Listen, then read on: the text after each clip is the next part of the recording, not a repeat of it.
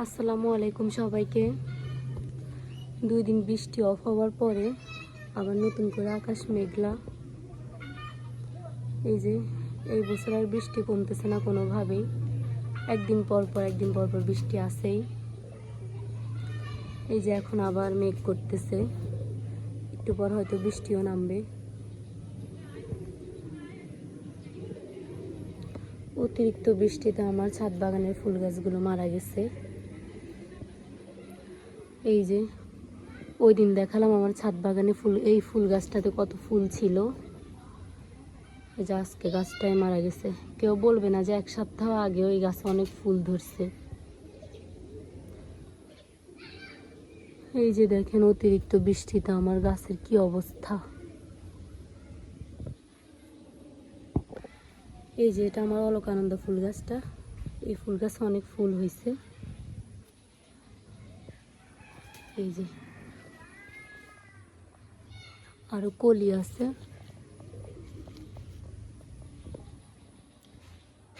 ফুল ধরবে, এই গাছটাতে আরো অনেকগুলো ফুল বের হবে।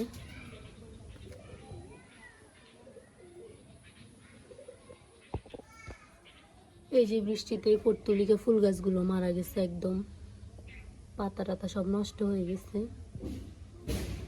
এই যে এই নয়নতারা ফুল গাছটার অবস্থা খুব একটা ভালো না।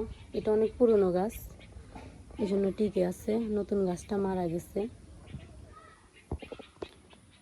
মোটামুটি ছাদ বাগানের সবগুলো গাছের অবস্থাই খারাপ। আস্তে আস্তে সবগুলা গাছ মারা যাচ্ছে। বন্যার হাত থেকে ওদেরকে বাঁচিয়ে এখানে উঠালাম, এখন অতিবৃষ্টিতে এখানে ওরা মারা যাচ্ছে। ওরা এখানে এক ধরনের খেলা খেলতেছে বোতল দিয়ে। দেখি সাই তোরা কি খেলি, সেটা কেমনে খেলে? হ্যাঁ এমনি করি কোন মই বিকালবেলা ওরা খেলতে বের হয়েছে। এখনকার বাচ্চারা তো বিকেলবেলা খেলেই না, মোবাইল নিয়ে সবাই আসক্ত থাকে। কিন্তু গ্রামের বাচ্চাগুলো এখনো খেলাধুলা নিয়ে ব্যস্ত। ওরা বিকেল হলেই সবাই খেলতে বের হয়, ছুটির দিনে খেলতে বের হয়, যখনই সুযোগ পায় তখনই খেলতে বের হয় ওরা। দেশা আবার খেল কেন নেশা আর একটু শিখে দে তো।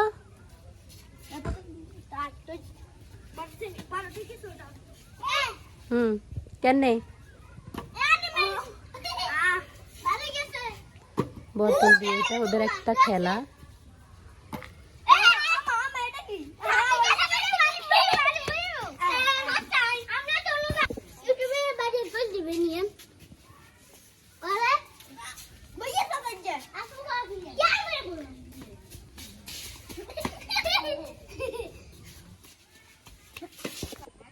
এই যে এখানে একজন খালি জমিতে জাল বসাচ্ছে। এই জমিগুলোতে বর্ষার সময় অনেক মাছ থাকে। বর্ষা শেষ হয়ে যাওয়ার পর পানিগুলো শুকিয়ে যায় আর মাছগুলো বিভিন্ন পুকুরের মধ্যে ঢুকে যায়।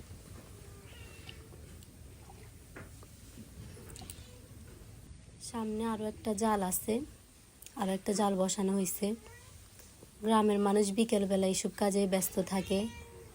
জাল বসানো, মাছ ধরা, খেলাধুলা, বিভিন্ন কাজে নিজেদেরকে ব্যস্ত রাখে। এই যে আমাদের পুচির বাচ্চাগুলো বের হয়ে গেছে ঘরের সামনে। ওদের আর ঘরে থাকতে ইচ্ছে করতেছে না। ওরা ছোটই কারণ ওদেরকে ঘর থেকে তেমন একটা বের হতে দেই না। এখন দেখি মায়ের সাথে বের হয়ে গেছে, আর মা ওদেরকে বকাবকি করতেছে যে কেন বের হয়ে গেছো।